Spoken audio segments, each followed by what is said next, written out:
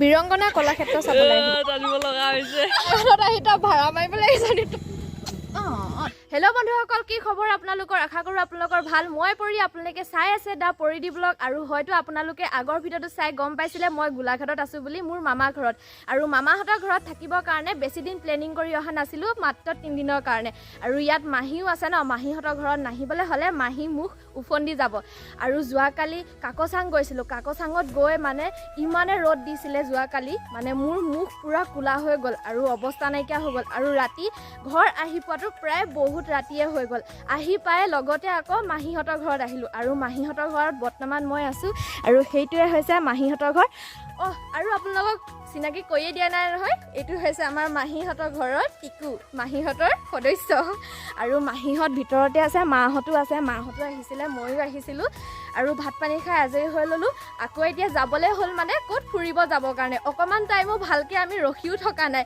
অকল ফুৰিবলৈ গৈ আছোঁ 3 দিনৰ কাৰণে আহিছোঁ যেতিয়া ফুৰিবলৈতো যাব লাগিবই ন আৰু এইফালে মাও পূৰা ৰেডি হৈ গ'ল ধুনীয়াকৈ গোটেইজনী সাজি কাচি ক'ত যাব এতিয়া আপোনালোকে বাহ আঠখেলীয়া নামঘৰ চাবলৈ যায় তুমিও যাবা নেকি তুমিও যাবা আৰু সেইজনী আইতাও পূৰা ওলাই লৈছে মাক জীয়েক দুইজনী আৰু মাহীহঁতৰ ভিতৰতে আছে টিকু এইটো আমাৰ টিকু টিকু মাতি দিয়া আকৌ আৰু মাহী ক'ত আছা মাহীয়ে দৰ্জাখন মাৰি থৈ দিছে এইজনী মাহী মই তোমালোকৰ ঘৰলৈ নাহোঁ বুলিয়ে ভাবিছিলোঁ নহা হ'লে চাগে মুখখন ফুলি গ'ল গোটেইজনী আৰু এইজনী হৈছে মোৰ মাহী আৰু বহুত গালে আমি আছিলোঁ পুৰা আন্ধাৰ হৈ আছে ৰুমটো মামাহঁতো আছিলে মামাহঁত এতিয়া নাই মামাহঁত ঘৰত গ'ল আৰু এতিয়া আমিও যাম ঘৰলৈ মাহঁত যাব আঠখেলীয়া নামঘৰ চাবৰ কাৰণে আৰু কিন্তু আমাৰ প্লেনিংটো অলপ বেলেগ আছে আমি বেলেগ জেগাত ফুৰিবলৈ যাম আৰু ভিডিঅ'টো আপোনালোকে শেষলৈকে চাই থাকিব আৰু এইটো মহাই কি কৈছে গম পাইছেনে চাং তলত সোমাই আছে মই কেমেৰা অন কৰা দেখি ইমান লাজ কৰে নি কেমেৰা মুখ আগত লাজ লাগে নেকি ইফালে পাপাহঁত ফুৰিবলৈ যাব আঠখেলীয়া নামঘৰ আৰু আমাৰ টিকুৱে মোক বহুত বেছিয়ে আমনি কৰিছে পুৰা কামুৰি আছে তুমি ক'ত যাবা মামা ঘৰলৈ যাবা নে আঠখেলীয়া নামঘৰ চাব যাবা কি চাব যাবা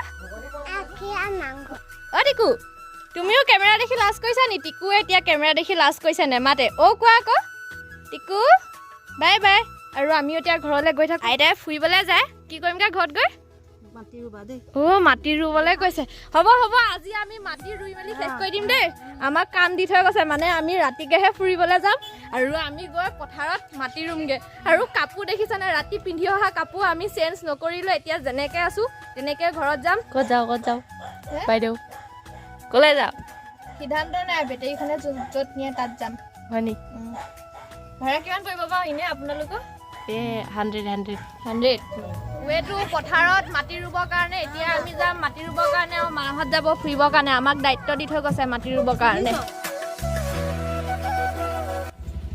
বাই বাই বিদায় মাহীহঁতৰ ঘৰৰ পৰা ঘৰত আহি পাই গ'লোহি আহি পাই ইয়াত এটা কথা কি জানেনে প্ৰায়ভাগ মানুহৰ ঘৰত চাহপাতৰ বাগান আৰু চাচি গছ প্ৰায়ভাগ মানে মানুহৰ ঘৰতে চব চাইডে অকল চাহপাতৰ বাগান আৰু চাচি গছে দেখিব আৰু খুব বেছি ধুনীয়া সুন্দৰ এটা পৰিৱেশ মোৰতো ইয়াৰ পৰা যাবলৈ মন নাই যোৱা কিন্তু কি কৰিম যাবতো লাগিবই আৰু এতিয়া মই প্ৰথমতে গাটো ধুই লওঁ লগতে ফুৰিবলৈ নাযাওঁ কাৰণ বহুত বেছিয়ে ৰ'দ দি আছে কালি দিনটো ৰ'দত গৈ মানে মোৰ অৱস্থাটো একেবাৰে বেয়া হৈ গ'ল বিশেষকৈ হাত ভৰি মুখ চব কোলা পৰি গ'ল আৰু প্ৰথমতে মই গাটো ধুই লওঁগৈ আৰু আমাৰ পোৱালিটোৱে মই ভিডিঅ' বনাই থকা দেখি সি বিচনীখন লৈ পাছফালৰ পৰা মোক বিচি আছে ইমান মৰম বায়ে ক'লে ভাত খালা নাই তুমি এইফালে মামীয়ে ইমান গৰমত ৰুটি বনাইছে দেখিছেনে নালাগে বনাবলৈ থৈ দিয়া তুমি বেলি থৈ দিয়া অকণমান দেৰিকৈ বনাবা ৰ'দটো কমিবলৈ দিয়া আমি ভাত খাই আহিছোঁহে তোমাক কি ভোক লাগিছে নি ইমান জল্দি বনাইছা যে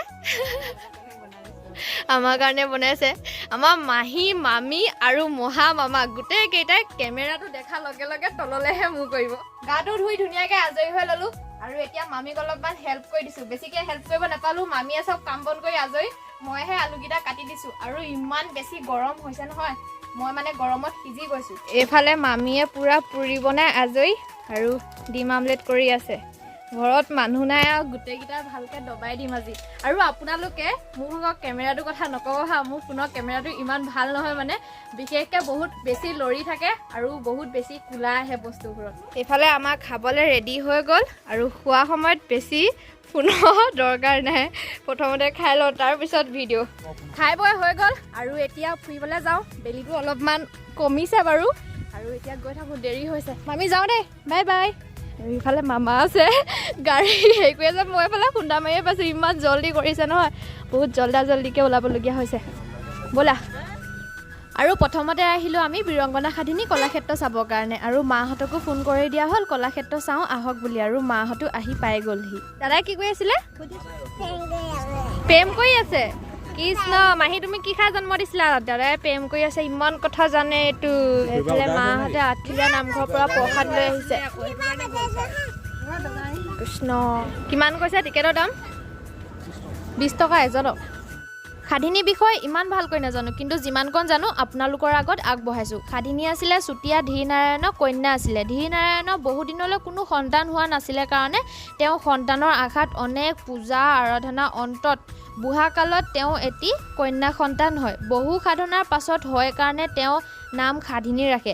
আৰু সাধিনী এটা নিতাই নামৰ এটা সাধাৰণ চুতীয়া ল'ৰাৰ লগত বিয়া হয়। যিহেতু ধীৰ নাৰায়ণৰ কোনো পুত্ৰ নাছিলে ন, সেইকাৰণে তেওঁ নিতাই জোৱাইক তেওঁৰ ৰাজ্যভাৰ গতাই সন্ন্যাস গ্ৰহণ কৰে। নিতাই ৰাজ্যৰ ৰজা হৈ নীতিপাল নাম লৈ পাছলৈ তেওঁ অনীতি পৰায়ণ ৰাজ্য বিশৃংখল সৃষ্টি হয়। সেই সময়তে আহোম ৰজা চুতীয়া ৰাজ্য আক্ৰমণ কৰি দখল কৰে। সেই যুদ্ধতে নীতিপালৰ মৃত্যু হয়। যেতিয়া নীতিপালৰ মৃত্যু হয় তেতিয়া আহোমে সাধিনীক আত্মসমৰ্পণ কৰিবলৈ কয়, কিন্তু সাধিনীয়ে সেই কথা অৱজ্ঞাত কৰাত আহোম সেনাই বলেৰে তেওঁ বন্দী কৰিবলৈ উদ্যত হয়। সেই সময়তে সাধিনী চন্দ্ৰগিৰি পৰ্বতৰ পৰা জঁপিয়াই আত্মহত্যা কৰে। বীৰংগনা বিষয়ে ইমান ভালকৈ নাজানো, কিন্তু যিমানকণ জানো আপোনালোকৰ আগত আগবঢ়াইছোঁ। আৰু বীৰংগনা সতীগৰাকীৰ প্ৰতি শ্ৰদ্ধা জনাই বহাগৰ পূৰ্ণিমা তিথিত অসমত সতী সাধিনী দিৱস পালন কৰা হয়। কথাখিনি কওঁতে যদি কিবা ভুল হৈছে ক্ষমা কৰি দিব, যিমানকণ জানো আপোনালোকৰ আগত আগবঢ়াই দিছোঁ। এতিয়া কেনেকুৱা লাগিছে নিজৰ জীয়েকহঁতৰ লগত ঘূৰিবলৈ পাই? মানে একদম গাভৰুছোৱা নিচিনা লাগিছে। বিশেষকৈ এনেকৈ ফেমিলিৰ লগত ফুৰিবলৈ পোৱা মানে টাইমেই নাপায় কোনো। আজি চবেই ফেমিলিৰ লগত ফুৰিবলৈ টাইম পাইছোঁ। পূৰা ফুল এনজয় কৰিছে চবেই। আৰু ইয়াৰ ভিতৰত পাৰ্ক এখন আছে, খেলিব পাৰি বঢ়িয়াকৈ। ঐ খেলোঁগৈ বৈ, খেলিবিনে? বৈ ময়ো খেলিম। এবাৰ মই যাম খেলিবৰ কাৰণে ইয়াত।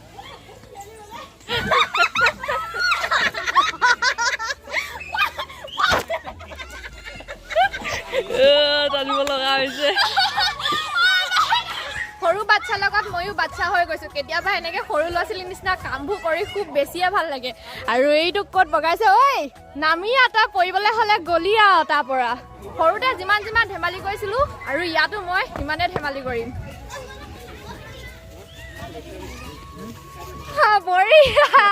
মামাহঁতেও এৰি দিয়া নাই, লাগি থকা দুইজনে। নাই কোন বেছি গধু বাৰু? মামা চাগে। তোমাৰ বেছি জোৰ আছে নে মোৰ বেছি জোৰ আছে? মই যে তোমাক বহাই ৰখাই থৈ দিওঁ। মোক কেনেকৈ ৰখাই নথবা। তই অকলে অকলে খেলি থাক, বেচিয়াটোৰ লগত কোনো খেলিবলৈ নাই। কিমাননো ডাঙৰ হয়, ডাঙৰ মানুহৰ নিচিনাকৈ টেনশ্যনবোৰ লৈ থাকিম। কেতিয়াবা সৰু হ'ব লাগে, আৰু আজি সৰু ল'ৰা ছোৱালীৰ নিচিনাকৈ ফূৰ্তি কৰিম। টেনশ্যন গৈ ভাৰ মে হামাই গৈ পাৰ্ক মে।